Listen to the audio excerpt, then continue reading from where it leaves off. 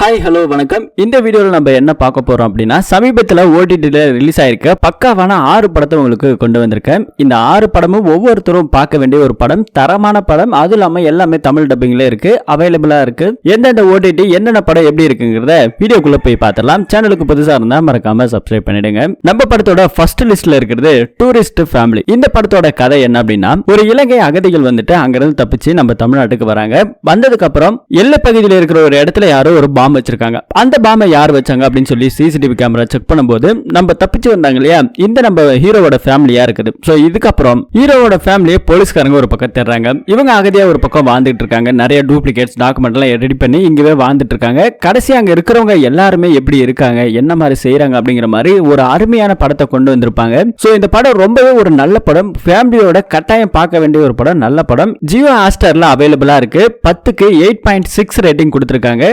மறக்காம செக் பண்ணி பாருங்க. நம்ம லிஸ்ட்ல 2வதா இருக்கிற படம் தொடரும். மலையாளத்துல மோகன்லால் நடிச்சு பட்டைய கலப்பின ஒரு படம். திருஷ்யம் படத்துக்கு இணையா ஒரு படம் அப்படின்னாக்கா இந்த படத்தை சொல்லலாம். இந்த படத்தோட கதை என்ன அப்படின்னா, நம்ம ஹீரோ வந்துட்டு ஒரு டாக்ஸி வச்சு ரொம்ப சந்தோஷமா வாழ்ந்துகிட்டு இருப்பாரு. ஒரு நாள் ஊருக்கு போயிட்டு வர அந்த கேப்ல போலீஸ் ஸ்டேஷனுக்கு டாக்ஸி போயிடுது. காரணம் என்னன்னா, ஒரு ரிப்பேர் வேலைக்காக மெக்கானிக் ஷெட்ல கொடுத்திருப்பாரு. அந்த ஆளு அதுல கஞ்சா கடத்திருப்பான். இதனால போலீஸ்காரங்க அந்த காரை எடுத்துட்டு போய் போலீஸ் ஸ்டேஷன்ல வச்சிருப்பாங்க. ஒரு வழியா போலீஸ்காரங்க அந்த காரை கொடுக்கறாங்க. ஆனா ஒரு கல்யாணத்துக்கு போயிட்டு வந்ததுக்கு அப்புறம் தான் கொடுப்பேன்னு சொல்றாங்க. போயிட்டு வர இடத்துல இந்த போலீஸ்காரங்க நம்ம ஹீரோக்கு ஒரு ட்விஸ்ட் கொடுத்துறாங்க. அந்த காருக்கு பின்னாடி டிக்கில ஒரு டெட் பாடி ஒன்னு இருக்கு. அதுக்கப்புறம் என்னெல்லாம் நடக்குது அப்படிங்கிற மாதிரி பயங்கரமான த்ரில்லிங்கான நிறைய ட்விஸ்ட்களை கொடுத்திருப்பாங்க. திருஷ்யம் படம் மாதிரி ஒரு படம் பார்க்கணும் அப்படின்னா கண்டிப்பா இந்த படத்தை நீங்க பார்க்கலாம். இந்த படம் ஜியோ ஹாட்ஸ்டார்ல அவைலபிளா இருக்கு, தமிழ் டப்பிங்லயும் இருக்கு. 10க்கு 8.1 ரேட்டிங் கொடுத்திருக்காங்க. மஸ்ட் வாட்ச் ஒரு படம் அப்படிங்கறத சொல்லலாம். நம்ம லிஸ்ட்ல 3வதா இருக்கிற படம் ரெட்ரோ. சோ சூர்யா நடிப்புல ஒரு படம், அதாவது வளர்ப்பு மகனா நம்ம சூர்யா தூத்துக்குடியில ஒரு பெரிய ரவுடியோட பையனா இருக்கிறாரு.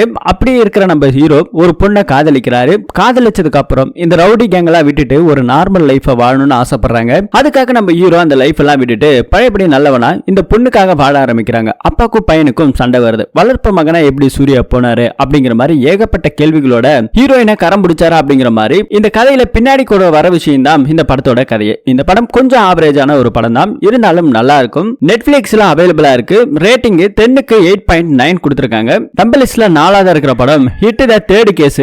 இந்த படம் பார்ட் 1 பார்ட் 2 ஆல்ரெடி ரிலீஸ் ஆயிருக்கு. அதுவும் தமிழ் டப்பிங்ல இருக்கு. பார்க்கணும்னு நினைச்சா பாருங்க. அது பார்த்தாதான் இந்த கதை புரியுமான்னு கேட்டா அப்படிலாம் ஒண்ணும் இல்ல. இந்த படம் டிஃபரெண்டா வேற மாதிரி எடுத்திருப்பாங்க.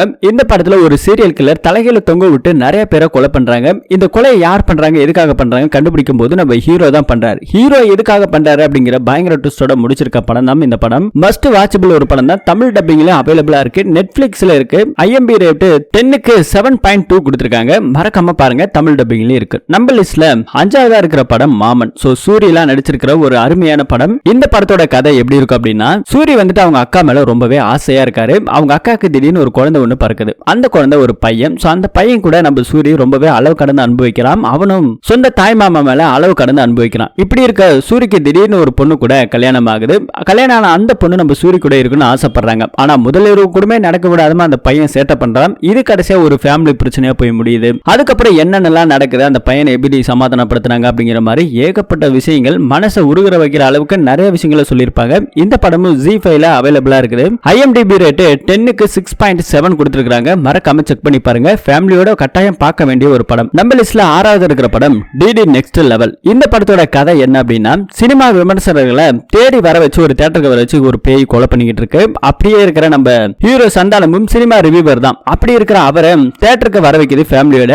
அந்த தியேட்டர்ல ஓடக்கூடிய கதைக்குள்ள இவங்க டிராவல் ஆகுறாங்க. அதுக்கப்புறம் என்ன நடக்குது, அதுல இருந்து இவங்க மீண்டும் எப்படி வராங்கன்னு சொல்லி நிறைய காமெடி கலந்த ஒரு படத்தை கொடுத்திருப்பாங்க. இந்த படமும் ZEE5ல அவைலபிளா இருக்கு. IMDb ரேட்ல 10க்கு 5.3 கொடுத்திருக்காங்க. மறக்காம நம்ம சொன்ன 6 படங்களும் ஒரு நல்ல படம் தான். முடிஞ்சா இந்த வீக்கெண்ட்ல ஜாலியா பார்த்து என்ஜாய் பண்ணுங்க. எந்தெந்த OTTல இருக்குங்கிறத கூட நம்ம சொல்லியாச்சு. இது மாதிரியான கதைகளையும் இது மாதிரியான சில படங்களையும் தெரிஞ்சுக்கணும் மறக்காம நம்ம சேனலை சப்ஸ்கிரைப் பண்ணிடுங்க. அடுத்த வீடியோல திரும்ப சந்திப்போம். தேங்க்யூ.